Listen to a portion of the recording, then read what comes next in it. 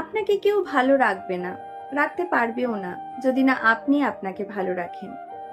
আমরা সবাই ভালো থাকতে চাই, কিন্তু ভালো থাকার মূল মন্ত্রটাই রপ্ত করতে পারি না। তাই তো হাজার পাওয়ার ভিড়েও শুধু না পাওয়াগুলোকে নিয়েই ভুগতে থাকি, পাওয়াগুলোকে নিয়েই কখনোই সন্তুষ্ট হতে পারি না। আমরা যে যত ভালো থাকি তার তত আরো ভালো থাকার নেশা।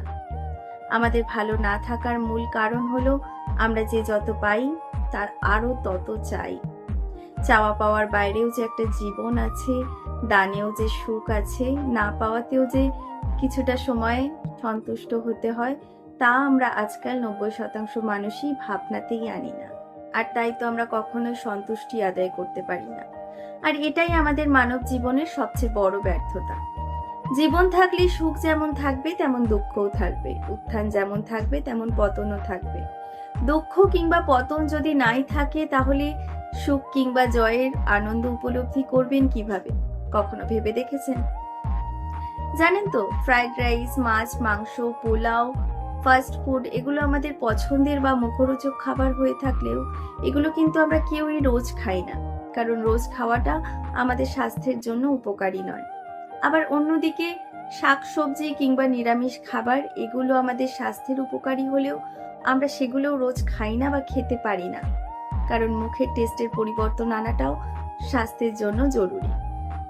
আর এটাই আমাদের শিক্ষা দেয় যে ভালো কিংবা মন্দ যেটাই হোক, সবকিছুর মধ্যে একটা ভালো দিক থাকে, আর মন্দের মধ্যে থেকে ভালো দিকটাকে খুঁজে বের করে ভালোটা গ্রহণ করার দায়িত্ব আমাদেরকেই নিতে হবে। ছোট এই জীবন হচ্ছে সুখ দুঃখের পালা বদলের এক মঞ্চ, যেখানে সুখ কিংবা দুঃখ কোনোটাই স্থায়ী নয়। যেখানে আমি, আপনি, আপনারা কেউই স্থায়ী নই, সেখানে আমরা সুখকে স্থায়ীভাবে পেতে চাই। যে কারণেই আমাদের আর ভালো থাকাটা হয়ে ওঠে না। আমাদের ভালো না থাকার প্রধান অন্যতম কারণ হচ্ছে আমরা অন্যের দ্বারা ভালো থাকতে চাই। আমরা আশা করি অন্য কেউ একজন আমাদের ভালো রাখবে, ভালোবাসবে। বাস্তবতায় যেটার কখনোই প্রতিস্ফলন ঘটে না।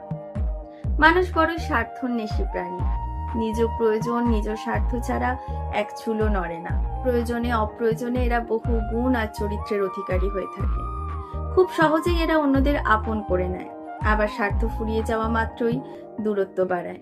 তাই তো ভালো থাকতে চেয়েও কারোরই আর ভালো থাকা হয়ে ওঠে না। কেউ কেউ ঠকিয়ে মানসিক অশান্তিতে নিজের বিবেকের কাছে ভালো থাকতে পারে না। কেউ কেউ ঠকে গিয়ে বিশ্বাসের কাছে পরাজিত হয়ে ভালো থাকতে পারে না। তাই ঠকিয়ে যাওয়া আর ঠকানো উভয়েরই আর কারোরই ভালো থাকা হয়ে ওঠে না। দিন শেষে ভালো থাকতে গেলে নিজেকেই নিজেকে ভালো রাখতে হয়। নিজেকে ভালো রাখার দায়িত্ব নিজের কাঁধেই তুলে নিন। অন্যকে ভালোবাসার আগে নিজেকে ভালোবাসুন। অন্যকে ভালো রাখার আগে নিজেকে ভালো রাখুন। অন্যের কাছে প্রত্যাশা করা ছেড়ে দিন।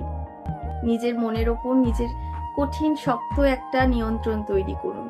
ব্যাস, আর কি চাই? কিচ্ছু চাই না। দেখবেন জীবনটা অনেক সহজ হয়ে গেছে। ভালো থাকার রোগে আর ভুগবেনই না আপনি।